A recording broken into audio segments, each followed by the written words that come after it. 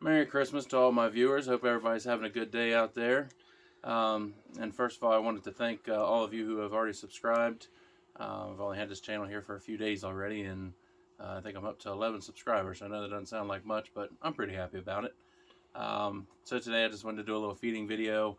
I got bloodworms and brine shrimp, and also got mysis shrimp. I've used bloodworms and brine shrimp in the past. I've noticed that some of the fish don't really care for the mysis shrimp, so I'm not 100% on what species of fish prefers those out of most. But like these guys here behind me, the bigger tetras seem to like that mysis shrimp, but I think the majority of them prefer the brine shrimp and the bloodworms, especially the bigger fish. They seem to like the bloodworms more than the mysis shrimp as well.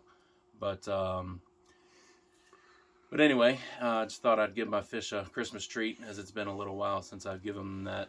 Normally I've just been doing the flakes and pellets and things of that nature. So we're going to get into the feeding video, and then we'll kind of go from there, and I'll see you here in a little bit.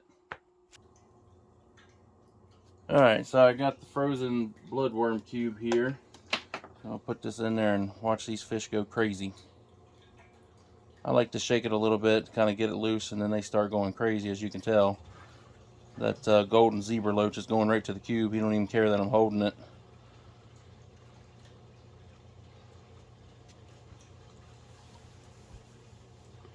I also try to keep it away from the intake tube of the filter too, because if not, it sucks a lot of the food up and then it just wastes it and makes the filter dirty quick.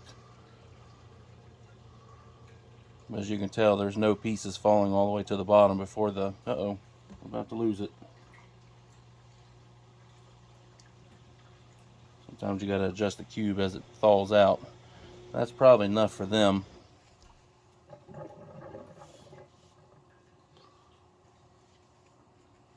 They seem to really like those bloodworms. Plus they haven't ate yet this morning. And since these loaches have been in here, that pesky snail population I was telling you guys about, I think they're just about all gone. And between them and the pleco, they're keeping the bottom, the gravel pretty clean.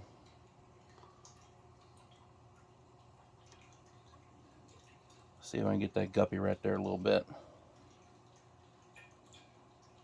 He went away from the food. Alright, well that's it for that one. Let's go to the next one. Alright, so now we're up to the 29-gallon freshwater aquarium with guppies and yo-yo loaches. And there's one pleco, a small one, and then there's also a small catfish that I almost never see. But I got these guys brine shrimp, as they really can't eat the bigger food, which I noticed too just a minute ago when I was feeding the other tank, that those bloodworms in those cubes weren't as big as the ones that I normally get. So I may actually even be able to give these bloodworms, or those bloodworms, to these guppies here. And then as you see here in this little net breeder, there's a female in there that's pregnant. She still hasn't had the babies yet, so I'm going to give her a little bit. That'll help her with her, hopefully with her babies. I was hoping to have Christmas babies, and I guess it's not too late yet. We could still maybe get them before the end of the night. And if there's any in here that she doesn't eat before the babies are born, maybe the babies will find it. And if you hadn't seen any of these other videos I've made, I have snails in there for the babies to hide in when they are born. So you want to watch with overfeeding this stuff to the fish, as you know, it'll spike the water and make your water parameters way off. So I try to make sure that there's not a whole lot of food falling to the bottom. As you can see right in this area here, there's a couple of babies that are in there that are growing out pretty nicely so far. So when these new babies are born, I'm going to go get a 10-gallon aquarium and put them in there, and probably scoop the other ones out of there too, and put them all together and grow them out together and see what happens and what kind of colors we get. I didn't buy any specific breeds of guppies. They're kind of just ones I've gotten from my local fish store, and so I don't know. I haven't decided what I'm going to do as far as once I grow them out. I guess I'll talk to them about buying them from me, or maybe oops, just dropped a pretty decent sized piece in there. Hopefully they'll eat that up before it all sinks to the bottom. And that catfish will tear that stuff up too. But just wanted to do this Christmas feeding video. Way of saying Merry Christmas to my fish. Give them a little treat. But that's it for this one. So we will head to the next one now. Alright, so this is the last tank. He's coming around. He just went past the playground up there. He's coming around. You see these Madagascar rainbow fish, they're getting pretty big. They love this frozen food. Also too, for those of you that don't know, bloodworms, because of the red color, will actually help your fish color up better. Especially these orange ones and the red ones. They will give them better, it'll give them better coloration. Sometimes if you notice when you go to, like your PetSmart, Petco, places like that, even some of the local fish stores, you'll notice that the Serpae tetras, rosy barbs, things of that nature will not be as colored up. But as soon as you start feeding them higher quality foods, they color up a lot nicely.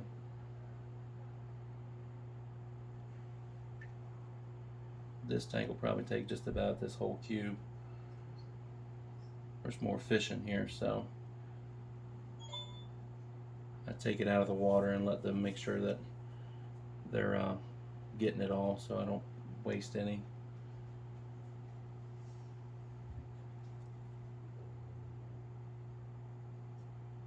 And again, if you guys have any advice for me or comments or anything, please leave them. As I said in some of my other videos, I like constructive criticism and don't mind taking advice.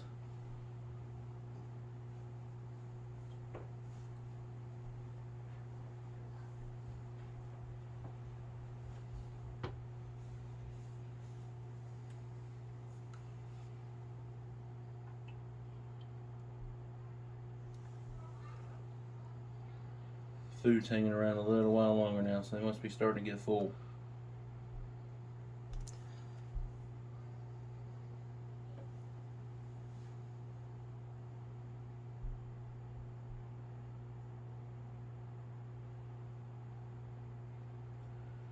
And that flagfish that was going with that female, I have not seen any eggs or the strands or anything yet, so I'm not sure if maybe they were just beginning their spawning process, or maybe I missed it and the eggs have already been eaten. I'm not sure.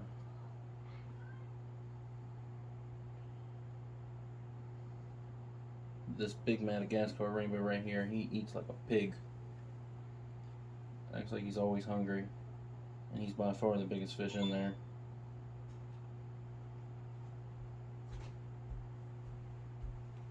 And if you notice, I don't have a top on this aquarium, so I've got to work on. I bought some clips to go over the glass, but unfortunately this glass is too thick for the clips, so that didn't work out. So I'll have to figure out some type of DIY method to make it work. Use aquarium safe silicone or something like that, so that'll be in a video here soon.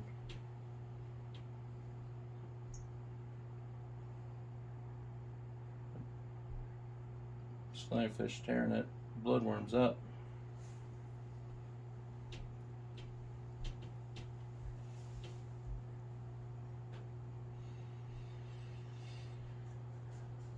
So they'll be good to go till tomorrow morning. I won't have to feed them again this evening.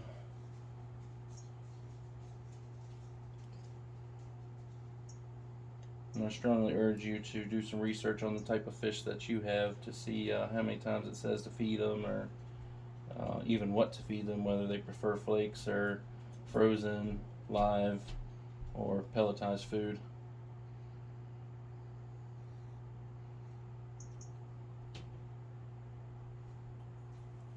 Alright, well that's it for this one.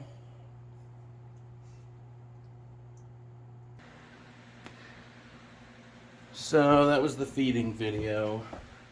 I also use, let me get down here on my knee, these tropical flakes.